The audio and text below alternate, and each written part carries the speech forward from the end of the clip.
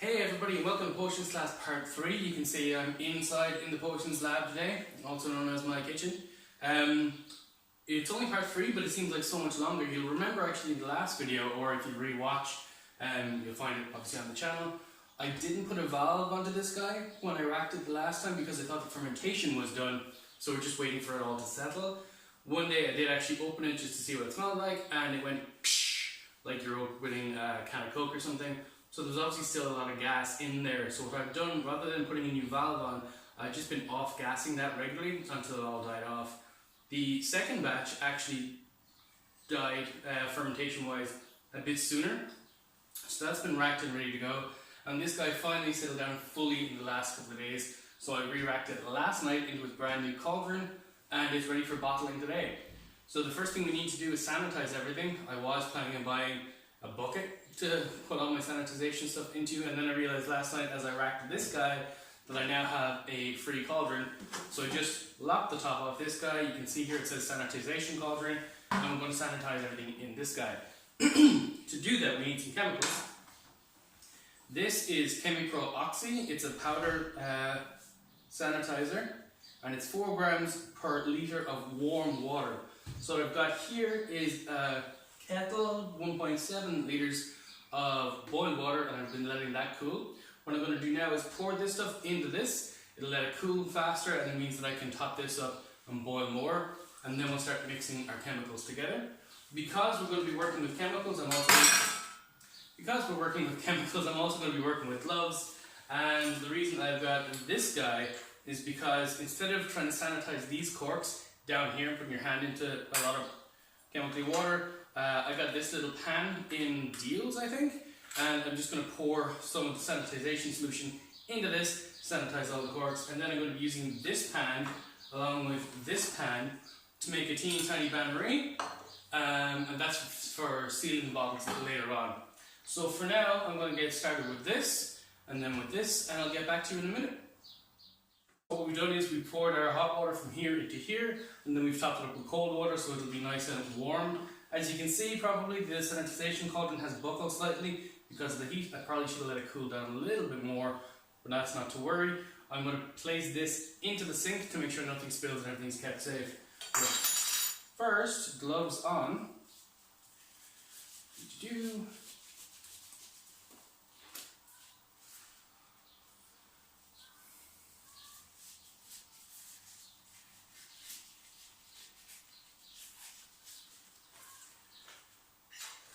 Measuring spoon. So we've got about 4 litres of water here. So we need 16 grams of this stuff.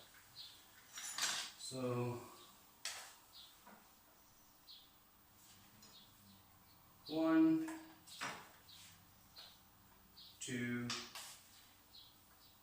3, 4. Now we're finished with our oxidizer.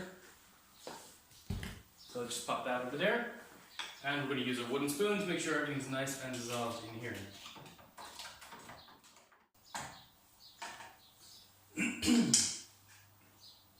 And now, as I said, we're just going to place the sanitization cauldron into the sink to be careful of any spillages.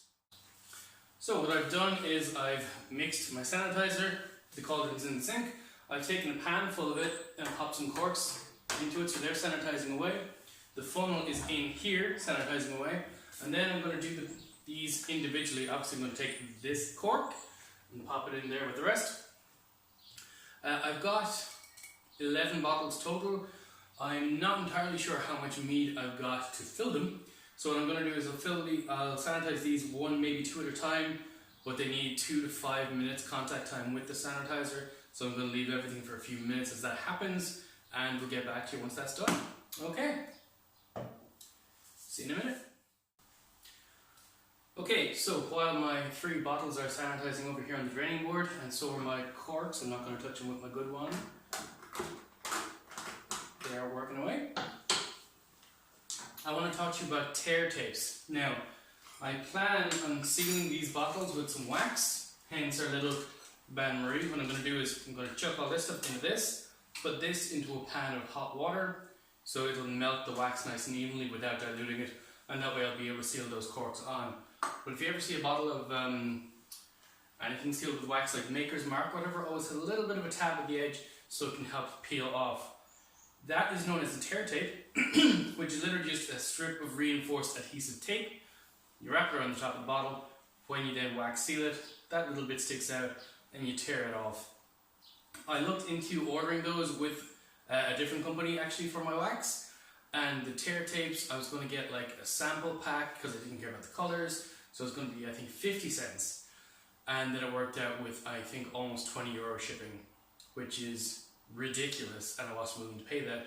So I got these guys off Amazon, and they weren't super expensive, so depending on how many bottles I get sealed today, I'll probably be ordering more of those. And this is a tear tape. What I've done is I've literally taken masking tape, taken the strip off, torn a piece here and here so I could fold that strip over so it's 3 times as thick. This piece here will stick to there. We'll wrap it around. I've already measured, so that will actually go fully around the necks of our bottles, and then put a tiny bit more there just to hold it in place as we seal it. When it does, the entire thing will be sealed, including this piece sticking off here, but then theoretically you should be able to take that piece and pull around the entire piece to take the cork away from the bottle. If it doesn't work, it's no big deal. What you can do, obviously, like any bottle of wine with a seal or whatever on it, you can just get a corkscrew or a small sharp knife and cut around that edge and then open it there. If you're not old enough to be using a small sharp knife, you're not old enough to be drinking, so that's fine. But obviously, put the knife away once the bottle's open and you start drinking, because we don't want any mistakes or accidents there. This stuff has been sanitizing for about a minute, maybe 2. So I'm actually going to leave each of them to go for the full 5 minutes. I'm going to leave each of them to go for the full 5 minutes, and while I'm doing that, I'm actually going to refill this, refill that, and do... I've got 3 full bottles out of the 4-ish litres of cauldron here.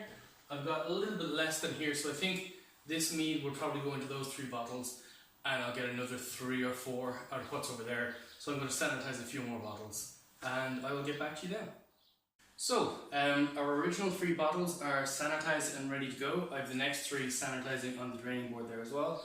This solution is actually a no rinse solution, so technically you don't have to take anything off again, but I am going to give everything a nice, just a rinse, quick rinse with fresh water to make sure there's nothing left behind or gross. The next thing I've done is I've put freshly boiled water into this pan, and I'm going to fill this pan with my wax. The idea here being the hot water in the pan below will help melt the wax without it burning. So I'm not putting the wax pan directly onto the stove. And I have my cooker here set at a low temperature just to keep it boiling away. So this is going to take a little time to melt. So I figured we would get those started. And just to help that along, again, I'm going to put it onto the cooker top. So, next thing is filling our bottles.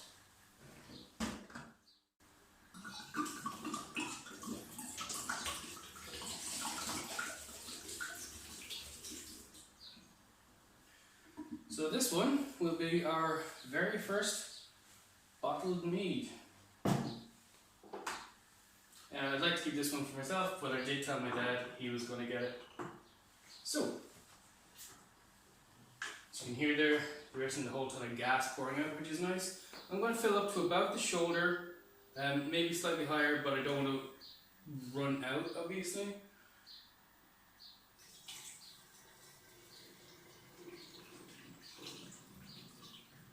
I can tell you that is much more satisfying than sitting and watching it drip filter all day. So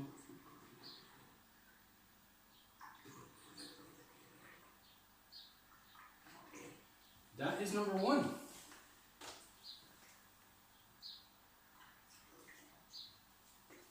That's number 1. Now we just take our cork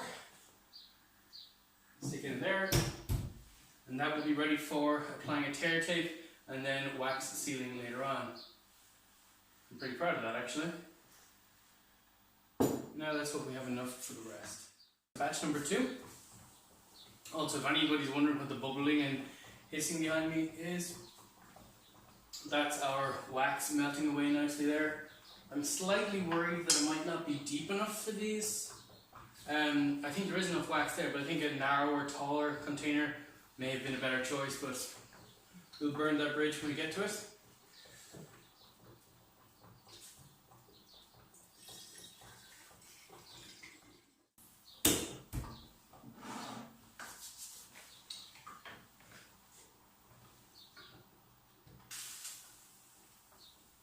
The wax actually looks awesome.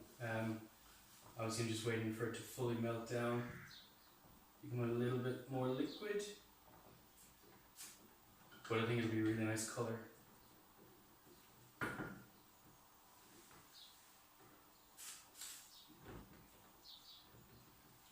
As you can see here. Okay, so slight change of plan with the tear tapes. I've actually used some jute string that I had left over from a one project. You can see that on the Instagram page. Ensorcelled, obviously same name, but a lot of people pronounce it wrong. It's going to be like ensorcelled, like magic, but there you go.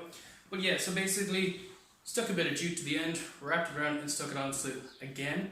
So I'm using significantly less tape. It's actually going to be much stronger, and if some of it sticks out at the end, I think it'll actually look a lot nicer. And it's certainly a lot nicer than paying stupid levels of postage for effectively fancy coloured sticky tape.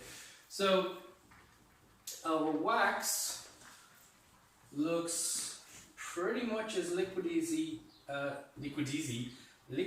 as we're going to get it. So I'm going to try to bring it over here so we can see better, but I've never done this bit before myself, so we'll just have to see what happens. The idea being basically boiling hot wax, so I might take off the ropes and roll up my sleeves actually, but plunge the bottle in, twist it around until this is all covered, take it out and let it cool. I'm hoping to get it covered to there. If I can get that cool drippy down effect like Maker's Mark, even better, but I don't know if we'll have enough. So I'm going to take these off because long flowing sleeves is not the way to go.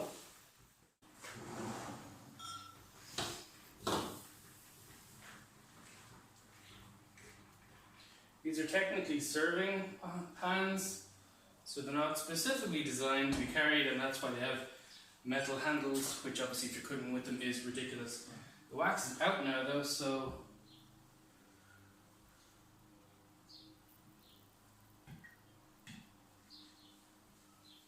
wrap it around a bit,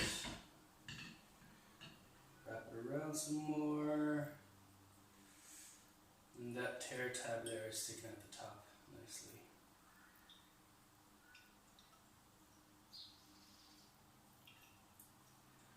Okay, that's number 1.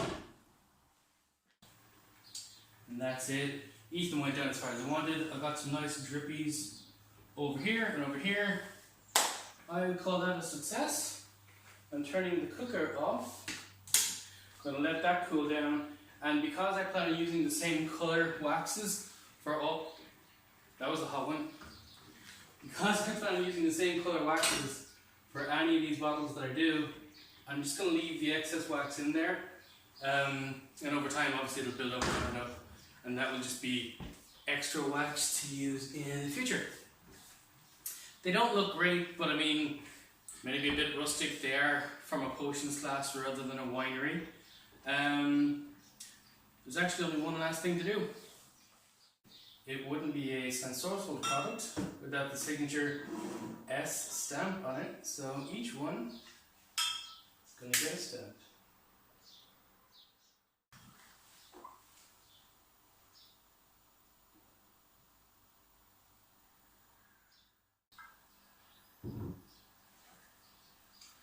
So there we go. Potions class complete. So there we go. That's the last video in our current series of potions classes. I hope you enjoyed them. I know I enjoyed making them. If you're over the legal drinking age and I've inspired you to all try following along and making some of your own maybe. Let me know how it goes. Also, I just did a framing check on this shot here, and I realized how ridiculously short this tie is. It is a children's tie. I got it for a Halloween costume.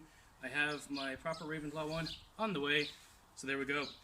But yeah, I hope you enjoyed watching along. If you have any comments or questions, leave them down below and I'll get back to you. Follow me obviously on subscribe and blah blah blah on YouTube. Follow me on Instagram at Sensorcelled. And yeah, let me know who you get on too. I really like that. I'm quite proud of that. Okay, see you next time, guys.